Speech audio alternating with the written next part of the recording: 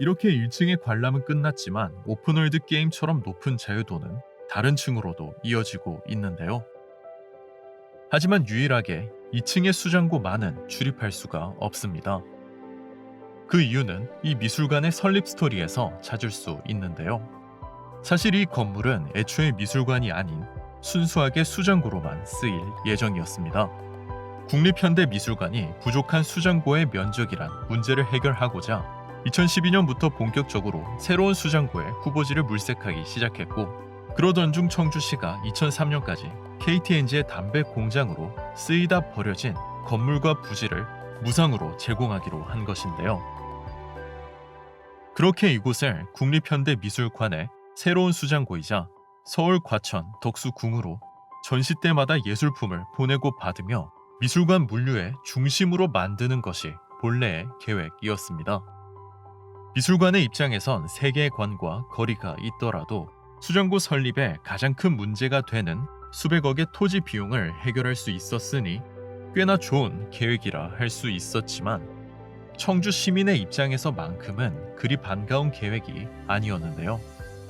지역에 국립미술관이 생긴다 해도 일반인의 출입이 제한되는 수장고가 전부라면 사실상 미술관의 역할을 할 수 없기 때문입니다. 바로 이런 이유로 수장과 전시가 동시에 가능한 미술관이 청주에 탄생하게 된 것이고, 2층만큼은 수장이란 본래의 목적을 위한 공간으로 남아있는 것인데요.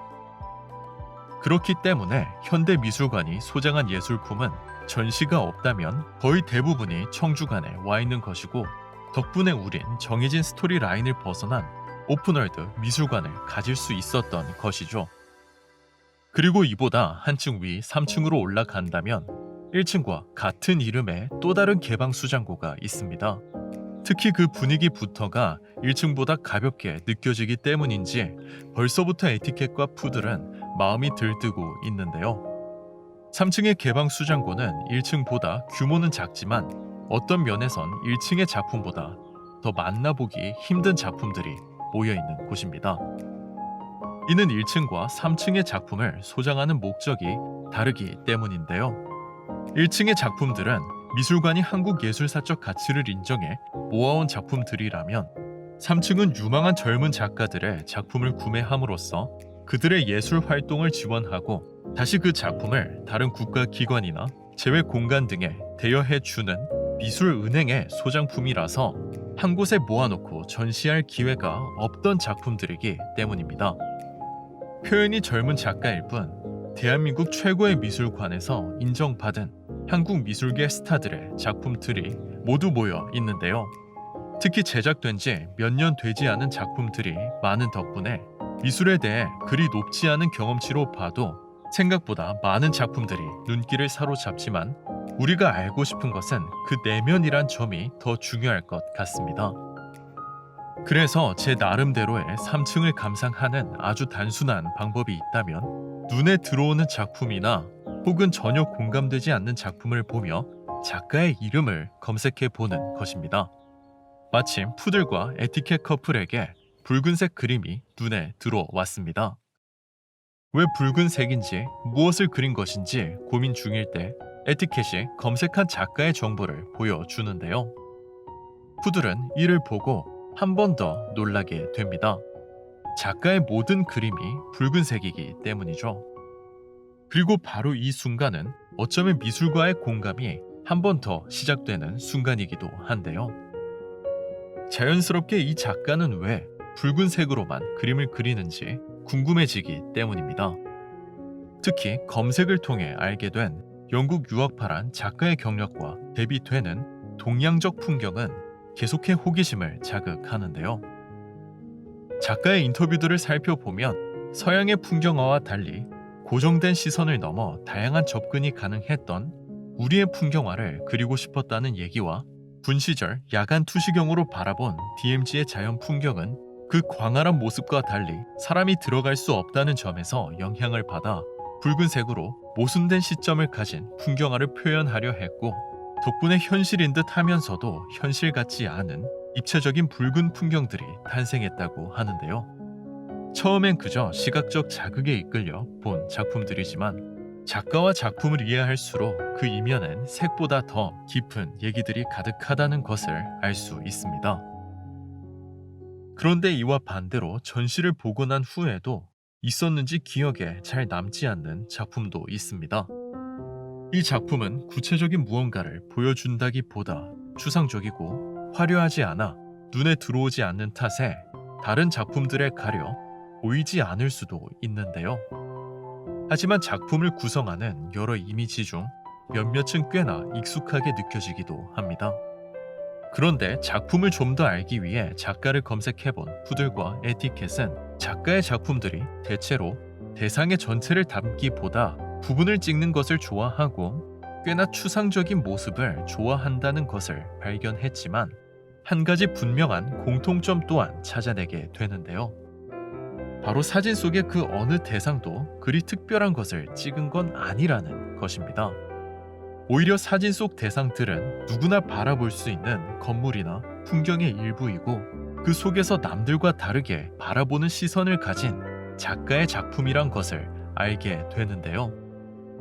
이렇게 작가에 대한 정보를 가지고 다시 작품을 본다면 작가가 왜 이런 기법으로 세상을 담은 것인지 이해가 되기 시작합니다. 이는 우리가 흔히 패키지라 부르는 상자 중에서도 그 부분만을 담은 사진이자 주목받지 못하는 대상에 주목한 작품이라고 하는데요. 수많은 작품들에 가려 눈에 들어오지 않던 작품이 주목받지 못하는 대상들에 주목한다는 메시지를 담고 있으니 작품의 내용이 실제 경험으로까지 이어지는 입체적인 느낌과 함께 이 작품을 그냥 넘어가지 않길 잘했다는 생각이 드는데요. 이렇듯 3층의 작품들은 눈으로 봐도 즐거운 작품이 많지만 작가들의 정보를 찾아가며 그들이 세상을 어떻게 바라보고 있는지, 그렇게 바라본 세상을 어떤 기술로 그리고 어떤 색채로 또 어떤 재료로 담아내려 했는지를 생각하고 즐길 때 제대로 된 감동을 느낄 수 있는 공간이라 할 수 있습니다.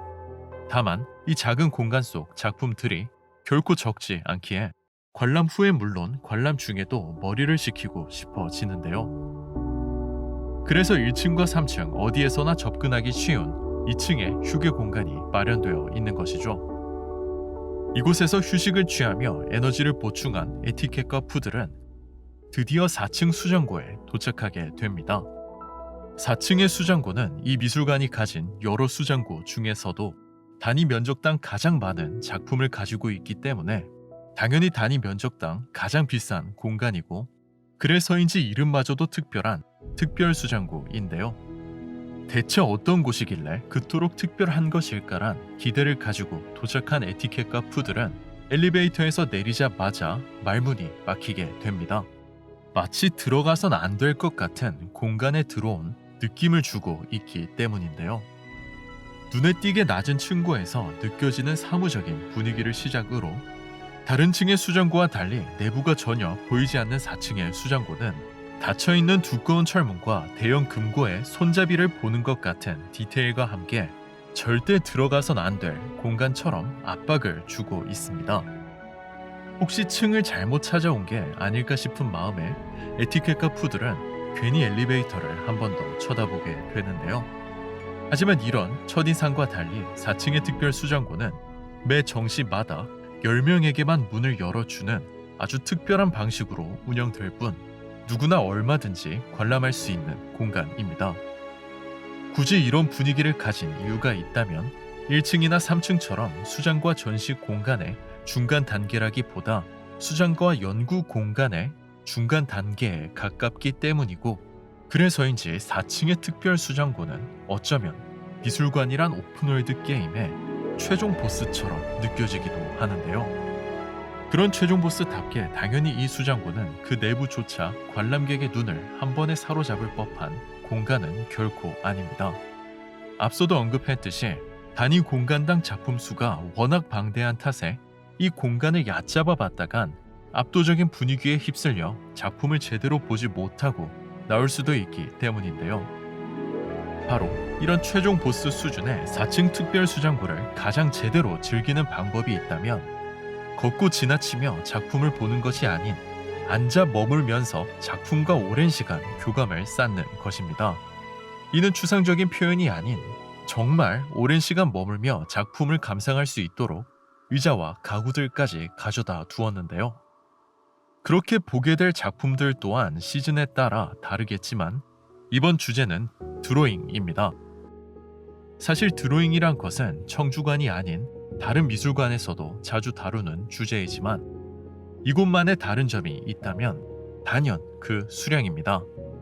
보통의 전시에서 다룰 수 있는 드로잉의 수는 많아야 80점에서 100점이 전부인데 반해 이 작은 공간에 수장되는 드로잉의 수는 무려 800점에 가깝다고 하는데요. 게다가 이는 그냥 드로잉이 아닌 우리나라 최고의 미술관이 보유한 소장품의 거의 전부라 할 수 있고, 당연히 그 중에는 이중섭 작가의 소년이나 아내에게 쓰는 편지, 그리고 백남준 작가의 고지도와 같이 말 그대로 국립현대미술관이나 소장하고 있을 법한 드로잉들이 포함되어 있습니다.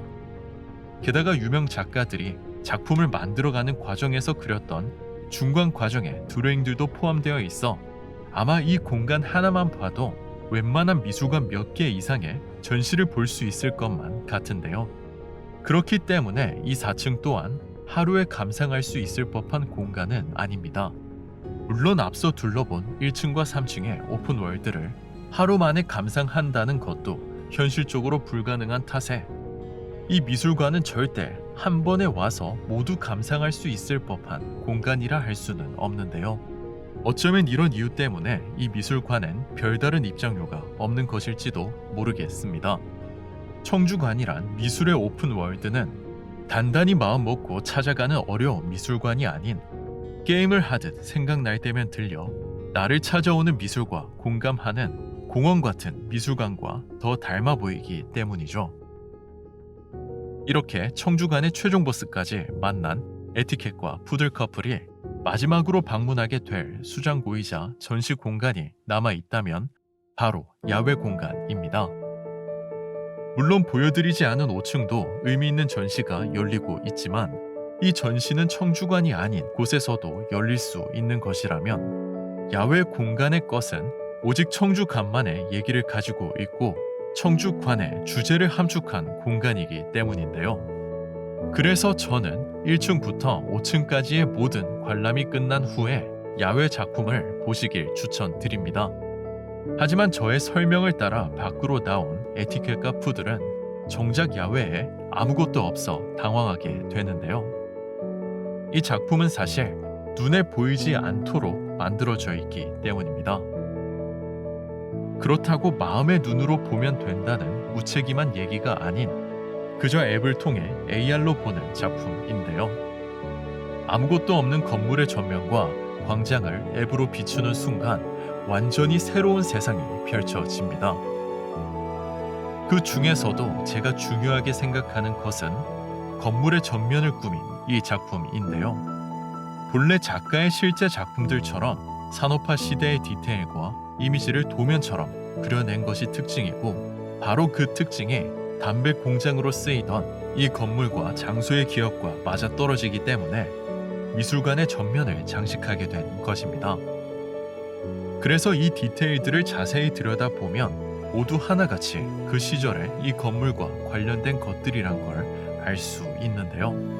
하지만 그 이면에는 보다 깊은 미술관의 의도가 숨어 있습니다. 바로 팬데믹 이후에 미술관은 어떻게 도시와 소통할지 그 변화된 모습을 담고 있기 때문인데요. 앞으로의 시대는 코비드-19과 같이 예측하지 못한 상황이 계속해 일어날 것이란 점을 생각하면 미술관이 혹시라도 문을 열지 못하는 순간이 온다 해도 도시와 미술의 소통을 꾸준히 이어주기 위해 준비한 것이 바로 이 프로젝트입니다. 이처럼 새로운 시대에 맞춰 도시와 미술을 꾸준히 이어주기 위해 과감하게 젊은 작가에게 미술관의 전면을 꾸밀 큰 프로젝트를 맡긴 것이기도 한데요.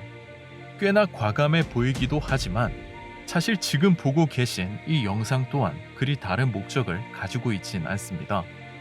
저 또한 경험이 한참 모자라고 젊은 조경가이자 건축가일 뿐이지만 국립현대미술관은 앞으로의 시대를 대비하고 청주관의 경험을 청주관에 오지 못하는 순간이 와도 전달받을 수 있도록 과감하게 제게 큰 일을 맡겨준 것이기 때문이죠. 덕분에 여러분들 또한 에티켓과 푸들이 되어 청주관을 간접 경험해 볼 수 있는 것이고, 그 경험을 얻은 후에 실제 미술관에 간다면 이 미술관을 보다 더 깊게 즐길 수 있는 영상이 탄생한 것인데요.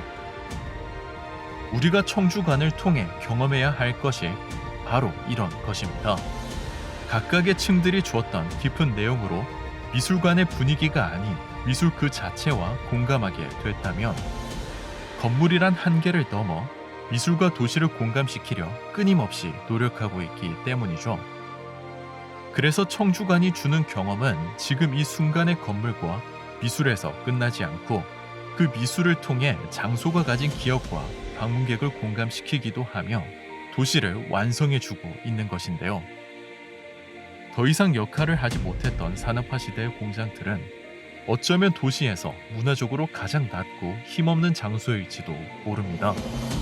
하지만 그곳에 미술관이란 가장 높은 문화적 힘을 가진 공간이 들어서는 순간 보여주게 된 그 가능성들을 생각해 보며 우리의 삶에도 그 힘이 닿기를 바라겠습니다. 지금까지 디자인 읽어주는 남자였습니다.